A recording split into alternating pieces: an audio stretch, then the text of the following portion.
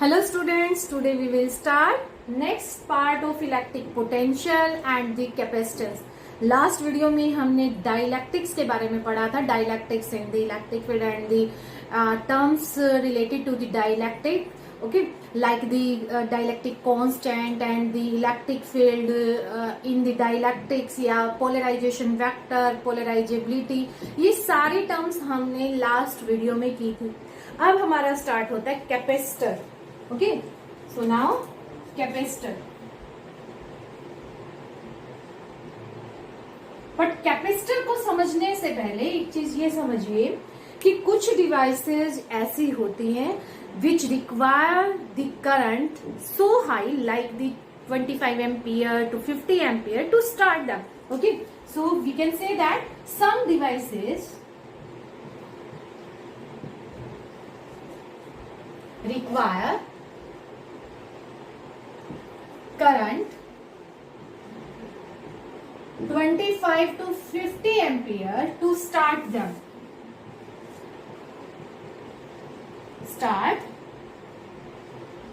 Like fan, motor, electric motor, flash camera, flash light of camera, ये सारी devices ऐसी है जिनको 25 टू 50 एम्पियर करंट रिक्वायर है टू स्टार्ट कर. तो इतना करंट आएगा कहां से? इतना करंट कहां से आएगा? अगर हम बात करें कि करंट को हम लोग किस तरह से, अगर आपने क्लास 10th का याद है कुछ भी थोड़ा सा, तो किसी भी सर्किट में से करंट आपका किस तरह से फ्लो करता था जब आप उसमें सेल या बैटरी लगाते थे. लेकिन अगर आपने कभी सेल या बैटरी को देखा हो तो उसके ऊपर लिखा होता है कि 1.5 एम्पियर, 2 एम्पियर या 2.5 एम्पियर. तो इसका मतलब वो सिर्फ इतना ही करंट प्रोड्यूस करवा सकते हैं. तो इतना ज्यादा अगर आपको करंट चाहिए तो क्या करना पड़ेगा आपको? अब करंट को रिलेट करो, करंट होता किसकी वजह से? Due to the flow of charge. इसका मतलब हमें चार्ज चाहिए वहां पर, means it relate to the charge. तो इसके लिए हम लोग क्या करते हैं, एक ऐसे डिवाइस को यूज करते हैं जो कि चार्ज को स्टोर करता है. ठीक है, चार्ज स्टोर करता है. तो कैपेसिटर क्या होता है आपका? Capacitor store the electrical charge. और किस फॉर्म में?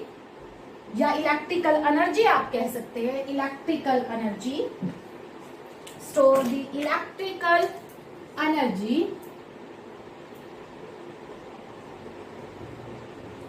In the form of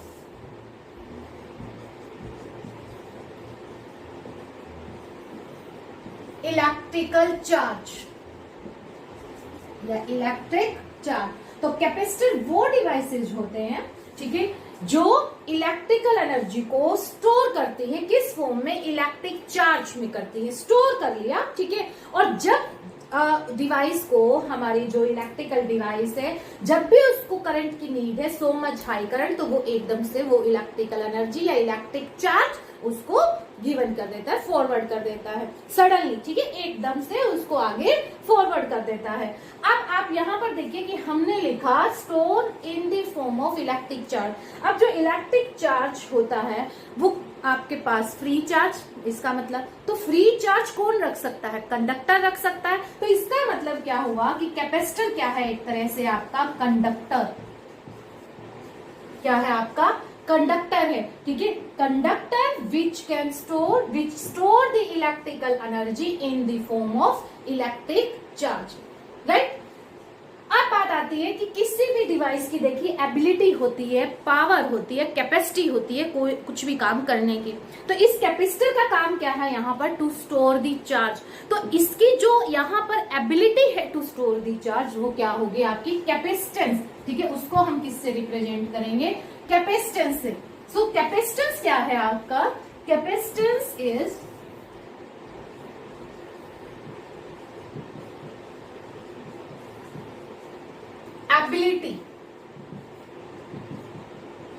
ability to store the charge. ठीक है, ability to store the charge is called capacity. Capacity, किसकी कैपेसिटी? कैपेसिटर की बात कर रहे हैं, तो ये क्या हुआ? कैपेसिटर की कैपेसिटी हुआ।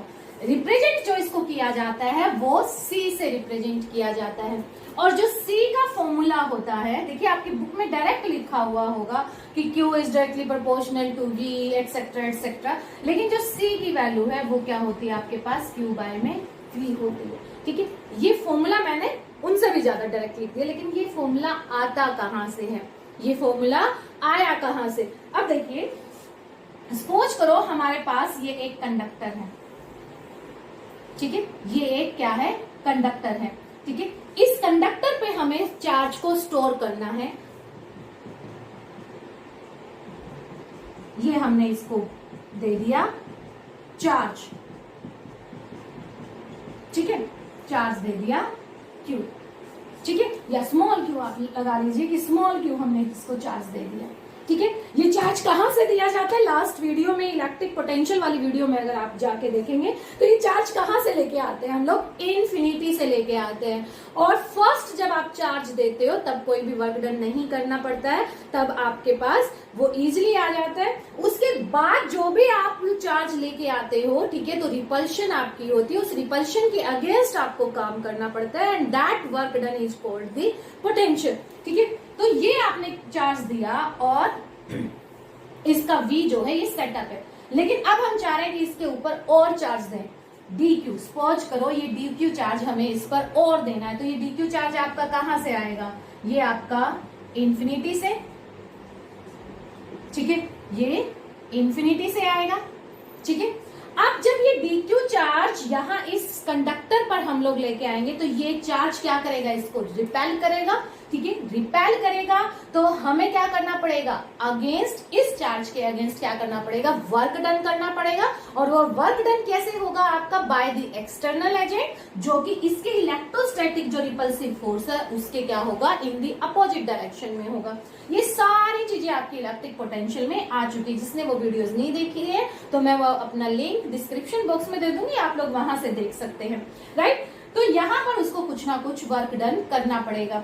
अब इसका मतलब क्या हुआ कि जो आपको ये वर्क डन करना है, ये अब मुझे ये बताइए कि आप सोच के देखिए, जो वर्क डन करना पड़ेगा वो आपको ज्यादा या कम, किस सिचुएशंस में करना पड़ेगा? अगर ये सपोज करो V क्या है आपका? ज्यादा है। V क्या है आपकी?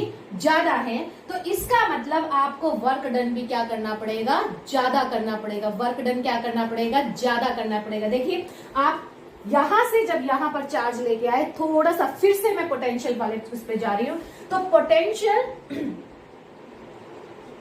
एट द स्फीयर माइनस में पोटेंशियल एट द इंफिनिटी, ये क्या आ गया आपका? पोटेंशियल डिफरेंस आ गया। ठीक है, that will be equal to work done to bring the DQ charge from the infinity, dW divide by DQ। ये क्या है आपका? Potential difference. तो ये हो गया आपके पास V equal to dW DQ, right. ठीक है, कुछ अलग नहीं लिखा, जो इलेक्ट्रिक पोटेंशियल में किया था हमने वही किया। Work done to bring the DQ charge from infinity to the sphere, then this will be equal to VS minus में V इंफिनिटी। V इंफिनिटी पर क्या होता है? V जो है पोटेंशियल इंफिनिटी पर कितना होता है आपका? 0 होता है। ये बार बार वहां भी आपको बोला गया था, V इंफिनिटी पर आपका क्या हो जाता है? 0 हो जाता है। तो यहाँ पर आपके पास क्या बचा? VS बचा, और VS की वैल्यू क्या है? आपके पास V है, तो V की वैल्यू क्या आ गई आपके पास? dW डिवाइड बाय में DQ आ गई, राइट। अब ये जो वर्क डन है dW, ये आपके पास V DQ, ठीक है। इसका मतलब हमें अगर पोटेंशियल ये आपका ऑन दी सरफेस क्या है? ये ज्यादा है, तो वर्क डन भी क्या करना पड़ेगा? ज्यादा करना पड़ेगा। तो to store the charge on a conductor, हम क्या चाहेंगे कि हमें वर्क डन क्या करना पड़े? कम से कम करना पड़े। तो इसका मतलब क्या है कि ये जो पोटेंशियल है ये भी आपका क्या होना चाहिए? स्मॉल होना चाहिए। तो ये यहाँ पर जो आप DQ लेके आ रहे हो, DQ लेके आ रहे हो, तो इसका मतलब क्या कर रहे हो? आप चार्ज को स्टोर कर रहे हो, और उससे क्या बन रही है आपकी जो कैपेसिटी, ठीक है, क्योंकि कि हमने कैपेसिटी को क्या बोला, C equal to Q by में V, और या आप कह सकते हो कि हमने कैपेसिटर ही क्या बोला था, it is a conductor which can store the electrical energy in the form of the electrical charge. तो इसका मतलब वहां पर आपको चार्ज को स्टोर करना है।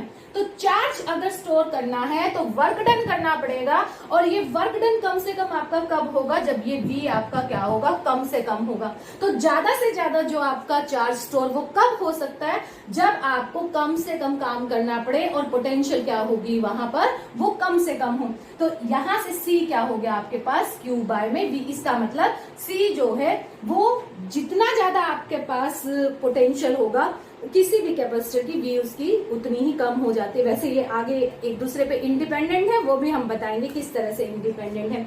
बट यहां से आपको ये समझना चाहिए कि वर्क डन जो है वो कम से कम कब होगा, जब ये V क्या होगा आपका कम से कम होगा, राइट। और वर्क डन क्या होता है आपका, वर्क डन आपका इलेक्ट्रिकल पोटेंशियल एनर्जी तो होता है। तो ये आपके पास क्या है, एक तरह से अगर आप यहां पर निकाले तो ये वर्क डन क्या है आपका, पोटेंशियल डिफरेंस एनर्जी, ठीक है, या इलेक्ट्रिकल पोटेंशियल एनर्जी आप कह सकते हैं, ठीक है। तो इलेक्ट्रिकल पोटेंशियल एनर्जी मतलब ये आपके पास जो आएगा UF माइनस में UI, इसके इक्वल। UI क्या है आपके पास, U इंफिनिटी, ठीक है, और पोटेंशियल एनर्जी इंफिनिटी पर क्या होती है, 0 होती है। तो UF इक्वल टू जो आपकी यहाँ पर इलेक्ट्रिकल पोटेंशियल एनर्जी बनी, तो इसका मतलब ये क्या हो जाएगा आपका इलेक्ट्रिकल पोटेंशियल एनर्जी के इक्वल आ गया, ठीक है। तो इलेक्ट्रिकल पोटेंशियल एनर्जी, ठीक है, store in the form of the electrical charge, ठीक है।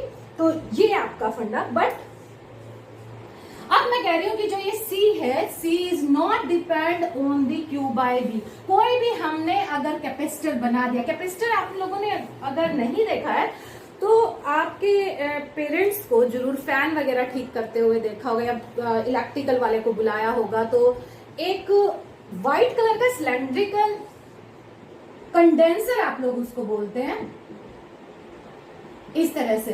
तो ये जो कंडेंसर होता है यही क्या होता है आपका कैपेसिटर होता है। कंडेंसर को ही हम लोग क्या बोलते हैं, कैपेसिटर, राइट। तो अब जो ये कैपेसिटर है, कैपेसिटेंस है, मैं कह रही हूं कि ये जो है भले ही आपका फॉर्मूला Q बाय V हो, और हमने बोला कि कैपेसिटी ज्यादा से ज्यादा बनाने के लिए हमें क्या होना चाहिए कि जो पोटेंशियल है वो शुड बी लेस होनी चाहिए। लेकिन फिर भी मैं कहती हूँ कि जो C है, ये C is independent on Q और V। Q और V पे क्या है, ये इंडिपेंडेंट है। अब इंडिपेंडेंट क्यों, क्योंकि C की जो वैल्यू है ये कांस्टेंट होती है, C इज कांस्टेंट। अब आप कहेंगे कि फॉर्मूला तो ये है, ठीक है। अब फॉर्मूला अगर हम लोग 10th वाले चैप्टर पे जाइए जिसमें आपने इलेक्ट्रिसिटी पढ़ा था, उसमें अगर आपको याद हो तो आपने एक फॉर्मूला पढ़ा था रेजिस्टेंस का, R equal to V upon में I। अब यहां पर भी तो V क्या है आपका, V अपॉन I, ठीक है। But it doesn't depend on the V and the I, ये इंडिपेंडेंट होता है। क्यों, R की वैल्यू जो होती है वो क्या होती है आपकी, कांस्टेंट होती है। क्या होती है आपके पास, कांस्टेंट होती है। दूसरा जो R आपका डिपेंड करता है, R depends on dimension of conductor. पढ़ा होगा ये आपने, थोड़ा सा और याद दिला दे कि R किस किस पे डिपेंड करता है, वो L पे या A पे करता है, या फिर नेचर ऑफ द मटेरियल करता है, या फिर नेचर ऑफ मटेरियल। अगर किसी को नहीं दिखाई दे रहा है तो नेचर ऑफ मटेरियल लिखा है ये मैंने, ठीक है। तो सेम इसी की तरह आपका ये कैपेसिटेंस भी है। C जो है वो आपकी कांस्टेंट है, भले ही इसका फॉर्मूला Q अपॉन में V है, but it never depend on the Q and V, it depend on the dimension of the conductor, ठीक है। It depend on the dimension of the conductor.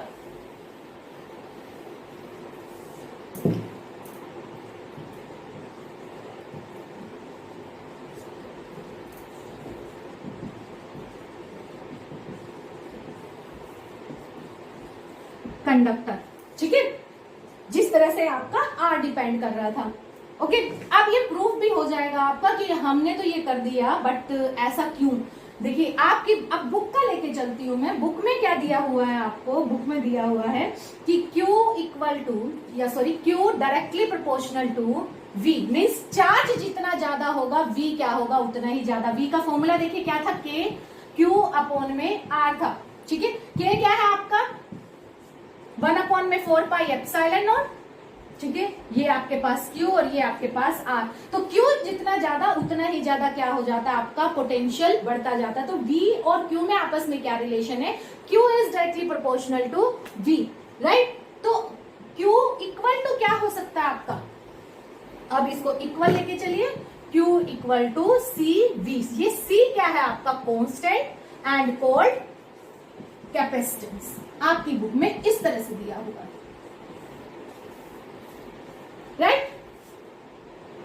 अब C की जो यूनिट है देखिए, C capacitance की जो यूनिट होती है वो होती है फैराडे। बाकी वैसे ज्यादातर जो कैपेसिटर होते हैं वो माइक्रो फैराडे में होते हैं, फैराडे। और फैराडे क्यों लिखा गया, क्योंकि जो इसको कैपेसिटर को इन्वेंट किया था वो फैराडे साइंटिस्ट ने किया था।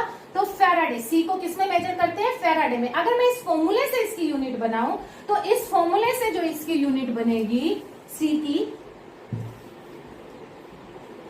C equal to Q upon में V। इसका मतलब 1 फैराडे किसके इक्वल है, 1 कूलम चार्ज 1 वोल्ट। देखो अब इसकी डेफिनेशन, ठीक है, इसका मतलब क्या है, 1 faraday is the capacity of a capacitor, ठीक है। 1 faraday is a capacity of a capacitor which is due to the which store the 1 coulomb charge to raise the potential of 1 volt। दोबारा सुनिए, ठीक है। 1 faraday is the capacity of a capacitor due to which 1 coulomb charge is stored on the conductor and 1 volt potential difference is raise up. 1 coulomb charge को store करने पर 1 volt potential difference या potential क्या हो जाता है, वो आपका रेज अप हो जाता है, इंक्रीज हो जाता है, ठीक है। क्योंकि हमने क्या बोला कि चार्ज जब स्टोर होगा कंडक्टर पर तो पोटेंशियल क्या हो जाएगा आपका, इंक्रीज होगा ही होगा, ओके। तो 1 faraday is that capacity of a capacitor by which 1 coulomb charge store on a conductor and 1 volt potential difference is raise up on the conductor, right. ये हो गई आपकी। और मैंने बोला कि इसको ज्यादातर जो है 1 माइक्रो फैराडे में लिया जाता है। तो 1 माइक्रो फैराडे क्या होता है, 1 इंटू में 10⁻⁻⁶ फैराडे, ठीक है। तो ये था आपका कैपेसिटर एंड द कैपेसिटेंस। अब है आपका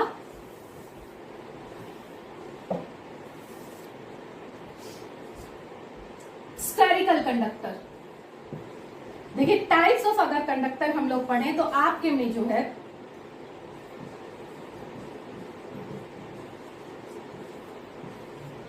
स्फेरिकल, कैपेसिटर, छोटा सा पार्ट है ये आपके सिलेबस में, ज्यादातर जो है वो पैरेलल प्लेट कैपेसिटर।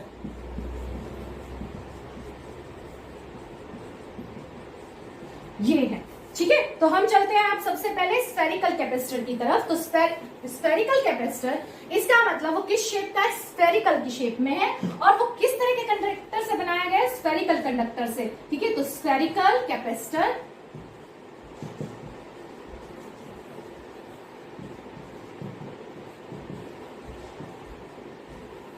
इसका मतलब कंडक्टर की शेप का आपका स्फीयर की शेप में। ये आपने मान लिया इसकी रेडियस है r, राइट। अब इसके ऊपर पॉजिटिव क्यू चार्ज हम लोगों को स्टोर करना है, या पॉजिटिव क्यू चार्ज हमने इसको दे दिया, जिसकी वजह से इसका पोटेंशियल क्या बन गया आपका V, राइट। अब जो C की वैल्यू है, C की वैल्यू Q अपॉन में V देखिए क्या है आपका, V इक्वल टू के क्यू डिवाइड बाय में R। ये फॉर्मूला हमें पता है, ठीक है। K क्या है आपका 1 अपॉन में 4 pi epsilon naught then Q by में R। ये वैल्यू यहां पर पुट कर दीजिए तो ये क्या आ गया आपके पास, Q अपॉन में Q, ठीक है, 4 pi epsilon naught R। Q से Q cancel, then this will be equal to 4 pi epsilon naught R, ठीक है। अब हमने एक बात की थी कि C जो है वो Q V पर डिपेंड नहीं होती, C is a constant value. एक बार जो कैपेसिटर आपका बन गया तो उसकी जो कैपेसिटी होगी वो चाहे इस पर चार्ज आपका dQ है या Q1 है, भले ही आपका Q2 चार्ज आपने स्टोर किया, भले ही आपने Q3 किया, या भले ही आपने capital Q equal to Q1 plus में Q2 प्लस में एंड सो ऑन चार्ज आपने इस पर स्टोर किया, तो कैपेसिटी क्या रहेगी आपकी, सेम रहेगी। यहां पर भी कैपेसिटी C रहेगी, यहां पर भी, यहां, क्योंकि C क्या है, capacity to store the charge है। जितना चार्ज स्टोर किया उससे कैपेसिटी नहीं बनी, वो कितना कर सकता है, that is the capacity, right. तो क्यों C की वैल्यू आपके पास यहां से क्या आ गई, C equal to 4 pi epsilon naught. तो इस फॉर्मूले में भी देखिए C जो है 4 पाई एप्सिलॉन नॉट R। तो C किस पर डिपेंड कर रहा है, C depend on epsilon not. Epsilon not क्या होता है, permittivity for the free space.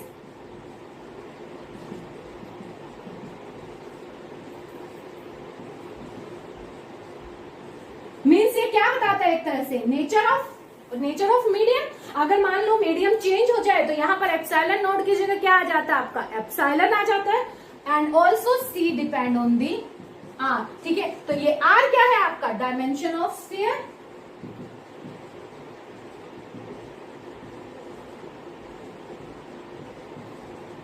ठीक है, तो इसका मतलब आप क्या लिख सकते हैं कि जो C है, C depend on nature and dimension of spherical conductor. यहां मैं स्फेरिकल कंडक्टर क्यों लिख रही हूं, क्योंकि ये हमने स्फेरिकल कंडक्टर के लिए किया। बाकी वैसे जो ये लाइंस है वो हर एक कैपेसिटर के लिए है आपकी, ठीक है। बट अभी हमने स्फेरिकल किया तो इसलिए मैंने सिर्फ स्फेरिकल लिख दिया, राइट। अब हम निकालेंगे energy store in the spherical capacitor, energy store in the spherical conductor.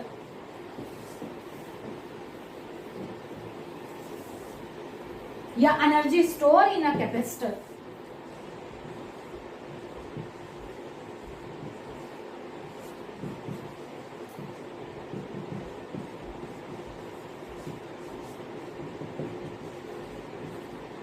Energy store in a capacitor.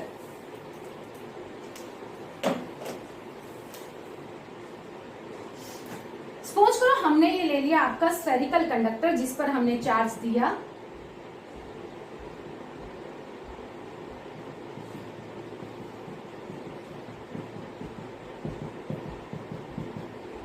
ठीक है, राइट।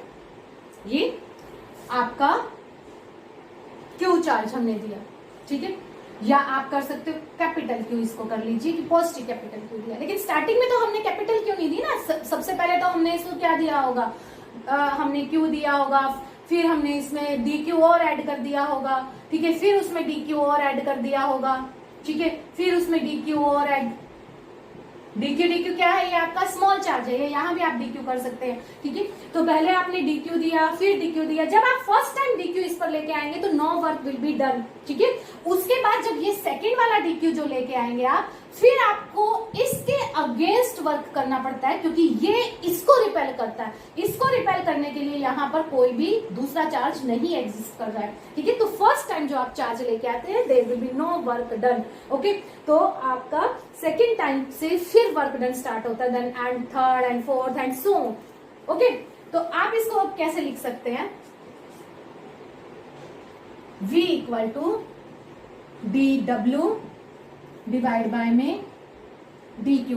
ये क्या है आपका पोटेंशियल, या आप लिख सकते हैं पोटेंशियल डिफरेंस। अगर निकाले तो V सरफेस माइनस में VI इक्वल टू ये करके, फिर VI इनिशियली कहां से लेके आए हो आप, ये DQ। ये DQ इनिशियली कहां पर था आपका, इन्फिनिटी पर। तो यहां पर VI या V इन्फिनिटी आपके पास क्या हो जाता है, 0 हो जाता है, ठीक है, क्लियर। तो Vs माइनस में Vi मतलब Vs माइनस में V इंफिनिटी, या फिर आप क्या कर सकते हो, V माइनस में V इंफिनिटी। V इंफिनिटी आपका 0 हो गया, तो ये क्या आ गया V, तो V इक्वल टू क्या आ गया आपका dW बाय में dQ। अब ये सारी चीजें बार बार आपको लिख के दिखाने की कोई जरूरत नहीं होती है, सिर्फ आप डायरेक्ट लिखिए, ठीक है। ना ही आपको ये बता बताने की जरूरत है कि इन्फिनिटी से लेके आए, बार बार बार बार बार बार इन सब चीजों की जरूरत नहीं है अब, क्योंकि आप ये सारी चीजें कर चुके हो। ठीक है, so potential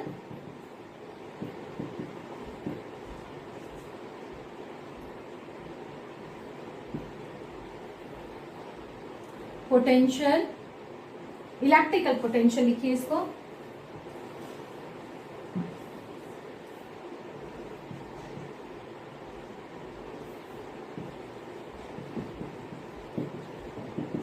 electric potential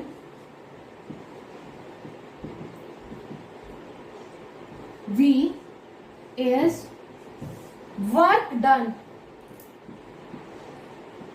to bring the dq charge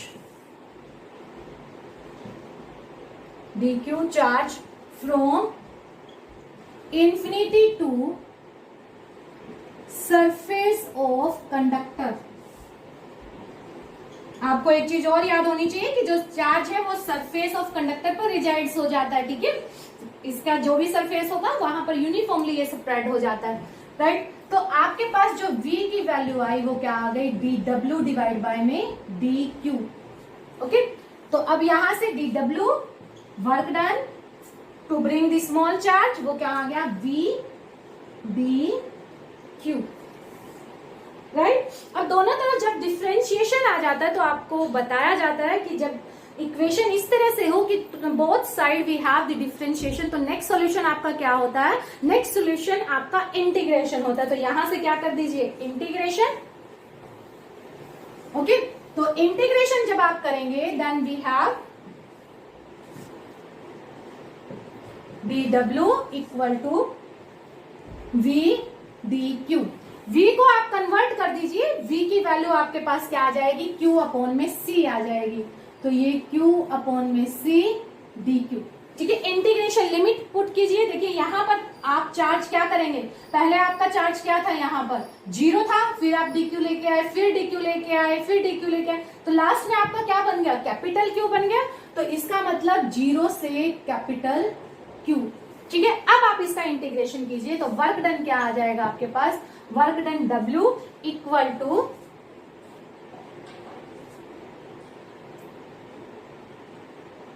1/2 Q square divide by में C, और लिमिट हो गई है इसकी 0 से पॉजिटिव Q। ठीक है, that will be equal to 1/2 Q square divide by में C। ठीक है, और ये वर्क डन किसके इक्वल है, आपका पोटेंशियल एनर्जी के इक्वल है। ठीक है, पोटेंशियल एनर्जी, या फिर आप कैसे कह सकते हो, वही फिर से बार बार बार बार यूएस माइनस में यू इन्फिनिटी आपका क्या हो जाएगा, ये फैक्टर आपका क्या है, 0 है, तो यूएस आ गया। ठीक है, तो potential energy to bring the charge, ठीक है, या to store the charge on the surface of the conductor, ठीक है, वो क्या आ गई आपके पास, यू। तो इसको आप डायरेक्ट लिखेंगे अब आप u इक्वल टू 1 बाय में 2q स्क्वायर बाय में c, राइट। अब अगर मैं कहूं कि ये पोटेंशियल एनर्जी जो है वो स्फेरिकल कंडक्टर के, स्फेरिकल कैपेसिटर के लिए निकालो, तो आपके पास क्या आएगी, u for spherical capacitor, u for spherical capacitor. देखिए 1 बाय में 2q स्क्वायर, c की वैल्यू क्या थी आपके पास, 4 पाई एप्सिलॉन नॉट r। ठीक है, 4 पाई एप्सिलॉन नॉट r। तो अब यहां से आप मल्टीप्लीकेशन जब करेंगे तो ये आपके पास क्या आ गया, q स्क्वायर डिवाइड बाय में 8 पाई एप्सिलॉन नॉट r। तो ये क्या आ गई आपके पास, पोटेंशियल एनर्जी आ गई, potential energy for the spherical capacitor, right.